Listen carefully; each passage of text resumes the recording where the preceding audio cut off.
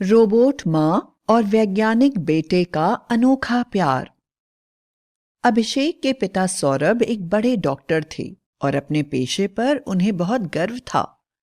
उन्होंने आज तक किसी मरीज को अपने पास से निराश नहीं जाने दिया था। पूरे शहर में उनकी बड़ी इज्जत थी। यहाँ तक कि शहर को डॉक्टर सौरभ के नाम से जाना जाता था। यह उस दिन की बात है जब डॉक्टर सौरभ को हल्का बुखार था और वह आज घर पर ही आराम कर रहे थे। तभी अभिषेक अपने कॉलेज से घर आया। अभिषेक वैज्ञानिक था और उसने अपनी स्वयं की बड़ी प्रयोगशाला बनाई हुई थी। उसने कई बार असाध्य बीमारियों की ऐसी दवाइयां तैयार की थी कि सारी दुनिया में उसका नाम हो गया था और उसे राष्ट्रपति से भी इनाम मिला था। डॉक्टर सौरभ ने अपने बेटे अभिषेक से कहा, बेटा, न जाने क्यों तबीयत ठीक नहीं लग रही है। तुम्हारी माँ भी कहीं नजर नहीं आ रही है। मैं सुबह से ही परेशान हूँ। कई बार उन्हें फोन भी करा लेकिन फोन नहीं लगा। वह बिना बताए तो मुझे कहीं जाती नहीं है, इसलिए चिंता हो रही है। जरा एक बार देखकर आओ माँ कहाँ है। मेरे शरीर में तो इतनी थकान है कि उठने की भी शक्ति नहीं है। अभिषेक ने कहा, अरे पिताजी, माँ पूरे दिन कुछ ना कुछ काम करती ही रहती हैं। इतनी बार कहा है कि कोई नौकरानी रख लो, पर माँ मानती ही नहीं। थक गई होंगी और सो गई होंगी। मैं उन्हें अभी बुलाता हूँ, आप आराम करिए। अभिषेक पूरे घर में ढूंढने लगा, पर उसे उसकी माँ चंदा कहीं दिखाई नहीं दी। इतने सालों में ऐसा पहली बार हुआ था कि चंदा बिना किसी को कुछ भी कहे चली गई थी। अभिषेक ने मन ही मन सोचा कि हो सकता है मां को कोई काम हो, वरना ऐसा नहीं करती। उसे भूख लगी थी, इसलिए वह रसोई में चला गया। रसोई में जाते ही अभिषेक की चीख निकल गई। उसने देखा उसकी मां के चेहरे पर काले रंग की खतरनाक धारियां पड़ी हुई थीं और पेट गुब्बारे की तरह फूला हुआ था। वह जमीन पर पड़ी हुई थी। अभिषेक जल्दी जल्दी मां को उठाने की कोशिश करने लगा, लेकिन उसे महसूस हुआ कि उसकी पतली दुबली मां का शरीर मानो भारी हो गया था और वह उन्हें उठाकर बेडरूम तक लाने में नाकामयाब हो गया। उसने अपने पिताजी को आवाज लगाई, पिताजी, पिताजी, जल्दी आइए, देखिए मां को क्या हो गया है। अभिषेक की घबराई हुई आवाज सुनकर डॉक्टर सौरभ किसी तरह खुद को संभालते हुए जब रसोई में पहुंचे तो अपनी पत्नी चंदा का हाल देखकर उनके होश उड़ गए। चंदा के गले में एक मोतियों का हार था। उन्हें याद आने लगा कि 2 दिन पहले जब वह अस्पताल में गए थे तो एक अनजान बीमारी से संक्रमित महिला वहां आई थी, जिसके चेहरे पर इसी प्रकार की धारियां पड़ गई थीं और पेट गुब्बारे के समान फूल गया था।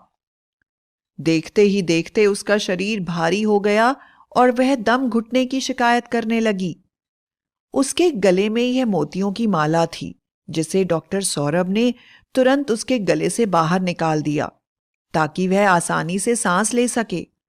लेकिन कुछ ही मिनटों में उस महिला की मौत हो गई थी और पोस्टमार्टम में भी उसकी मौत का कारण स्पष्ट नहीं हुआ। शायद उस महिला का हार टेबल से फिसलकर नीचे रखे डॉक्टर सौरभ के बैग में गिर गया था और जब डॉक्टर सौरभ की पत्नी चंदा ने अपने पति के बैग में माला देखी तो उसे अपने लिए समझकर उसे पहन लिया और वह भी उस इन्फेक्शन का शिकार हो गई। डॉक्टर सौरभ अच्छी तरह से समझ गए थे कि जिस महिला की मृत्यु हुई थी वह महिला किसी असाध्य संक्रमण का शिकार थी और उसकी माला के द्वारा वह संक्रमण उनकी पत्नी को भी हो गया है और हो सकता है कि उन्हें भी इस संक्रमण का असर हुआ हो, जिसके कारण उनकी तबीयत खराब है। और क्योंकि उन्होंने डायरेक्ट महिला की किसी चीज को हाथ नहीं लगाया था और इस्तेमाल नहीं करा था, इसलिए उनका संक्रमण उतना घातक नहीं था जितना उनकी पत्नी को माला पहनने के कारण हो गया। उन्होंने इस पूरी बात की खबर अपने बेटे अभिषेक को दी। अभिषेक अपनी माँ का बड़ा ही दुलारा था और माँ के बिना जीवन जीने की बात सोच भी नहीं सकता था। अभिषेक के पिता बोले, सौरभ, एम्बुलेंस को फोन करो। मैं तुम्हारे माँ के शरीर को प्रयोग के लिए अस्पताल को दान करना चाहता हूँ, ताकि हम दूसरे मरीजों को इस बीमारी से बचा सकें। यह सुनकर अभिषेक ने अपने पिता से प्रार्थना करी, पिताजी, मैं वैज्ञानिक हूँ। मैं माँ को लेकर कहीं नहीं जाना चाहता। मैं हाथ जोड़कर विनती करता हूँ कि आप माँ को मेरे हवाले कर दीजिए। मैं अपनी प्रयोगशाला में माँ के ऊपर अपनी दवाइयों का प्रयोग करना चाहता हूँ। डॉक्टर सौरभ ने उसे समझाया और कहा, देखो बेटा, यह बीमारी गंभीर संक्रमण की बीमारी है। मुझे शक है कि इसका संक्रमण मुझे भी हो गया है, लेकिन मैंने मास्क और ग्लव्स पहने हुए थे, इसलिए शायद मेरा संक्रमण उतना तीव्र नहीं है जितना तुम्हारी माँ को हो गया। मैं नहीं चाहता कि तुम भी इसके शिकार हो बेटा। वैसे भी मैं हॉस्पिटल में जा रहा हूँ और जब तक यह संक्रमण ठीक नहीं हो जाता तब तक मैं हॉस्पिटल में ही रहने वाला हूँ। डॉक्टर सौरभ के लाख मना करने के बाद भी अभिषेक नहीं माना और अपनी मां के शरीर को लेकर अपनी प्रयोगशाला में बंद हो गया। 4 दिन बीत गए थे। अभिषेक सिर्फ चंद मिनटों के लिए ही बाहर आता, जरूरी सामान लेता और फिर प्रयोगशाला में बंद हो जाता। 5वें दिन अभिषेक की प्रयोगशाला का दरवाजा खुला और वह अपनी मां को लेकर बाहर आ गया और मां से बोला, मां, तुम जल्दी तैयार हो जाओ, हम दोनों मिलकर पिताजी को देखने अस्पताल चलेंगे। चंदा ने सहमति से सिर हिला दिया और कुछ ही क्षणों में वह दोनों तैयार होकर अस्पताल पहुंचे। डॉक्टर सौरभ चंदा को चलता फिरता देखकर हैरान हो गए। उन्होंने देखा कि चंदा का शरीर पहले से काफी ज्यादा स्वस्थ लग रहा था और वह पूर्ण जवान लग रही थी। उसके चेहरे पर प्रतिक्रियाएं नहीं आ रही थीं, लेकिन वह हर बात का सही जवाब दे रही थी और सामान्य रूप से बातचीत कर रही थी। अचानक चंदा के ऊपर एक मक्खी मंडराने लगी। डॉक्टर सौरभ ने जब मक्खी को हटाने के लिए अखबार से मक्खी को मारा तो अखबार चंदा के सिर पर लगा और उसके सिर पर लगे बालों का कुछ भाग नीचे गिर गया। लेकिन चंदा को इससे कोई असर नहीं पड़ा और वह चुपचाप बिना किसी प्रतिक्रिया के डॉक्टर सौरभ से बातचीत करती रही। डॉक्टर सौरभ को विश्वास नहीं हो रहा था कि ऐसा कैसे हो सकता है। अचानक उन्होंने चंदा का हाथ पकड़ लिया और उसकी नब्ज देखने की कोशिश करने लगे। वह यह देखकर हैरान रह गए कि चंदा की नब्ज नहीं चल रही थी, बल्कि चंदा का हाथ एक लोहे के रॉड के समान महसूस हो रहा था। उन्होंने चंदा के हाथ को अपनी शक्ति के अनुसार जोर से दबाया, लेकिन चंदा बिना किसी प्रतिक्रिया के चुपचाप बात करती रही। डॉक्टर सौरभ को विश्वास हो गया था कि कोई ना कोई गड़बड़ जरूर है। अभिषेक चंदा को उनके पास छोड़कर अपने कॉलेज चला गया था। डॉक्टर सौरभ ने चंदा को अपने पास बुलाया और उसे घूमने के लिए कहा।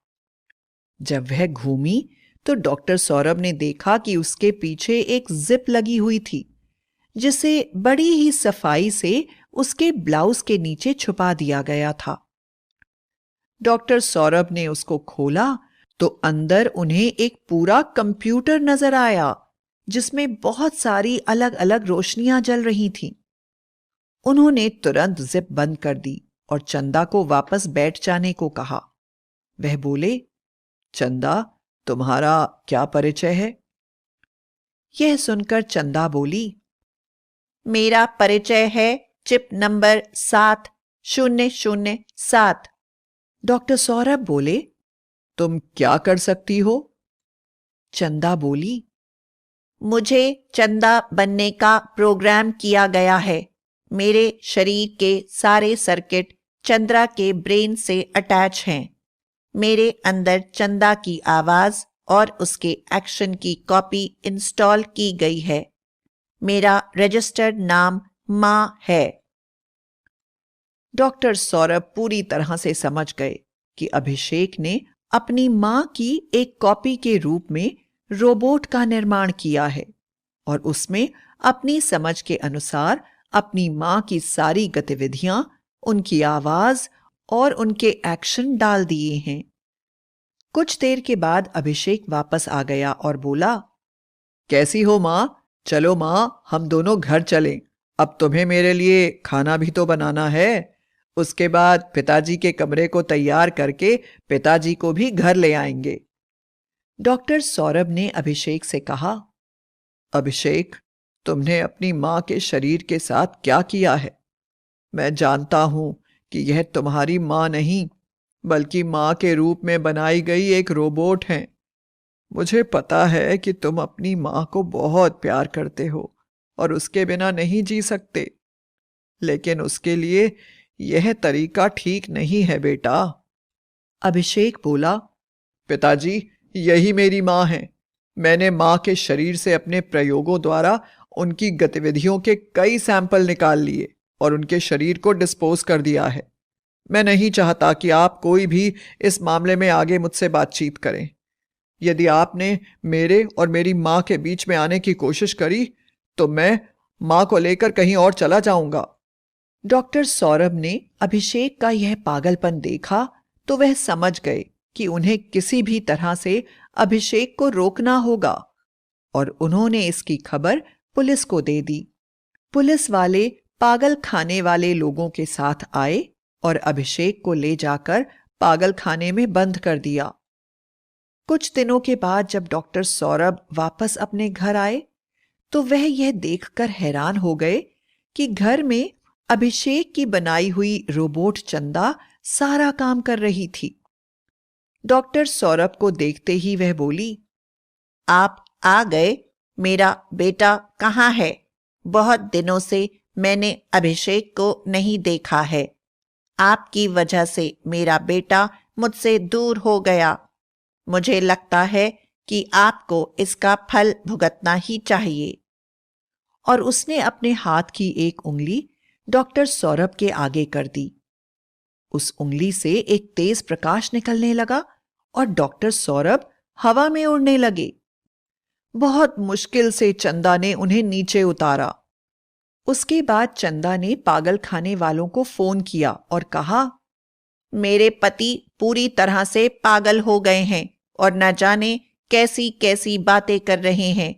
उन्होंने अपनी गलत बातों के जरिए मेरे बेटे को भी पागल खाने में बंद करवा दिया है।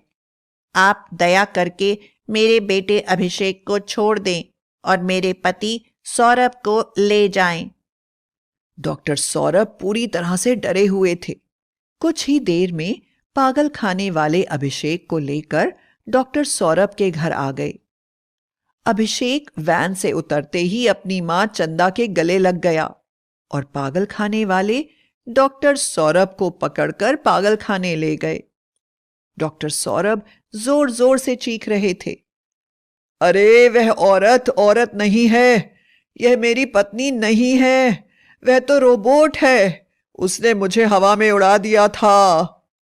उनकी बातें सुनकर सभी लोग हंस रहे थे, लेकिन अभिषेक और उसकी मां चंदा बहुत खुश थे। कुछ दिनों के बाद अभिषेक अपनी मां के साथ पागल खाने गया और अपने पिता से बोला, पिताजी, आप भी तो मां से बहुत प्यार करते थे। अगर अब रोबोट के रूप में मां हमारे साथ है तो इसमें आपको क्या तकलीफ है? हम सब मिलकर मां के साथ मां की यादों को इस तरह भी अपना सकते हैं।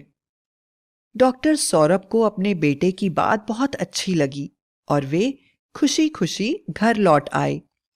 अभिषेक और उसकी मां के प्यार की ये कहानी मां बेटे के प्यार का एक अनोखा उदाहरण है।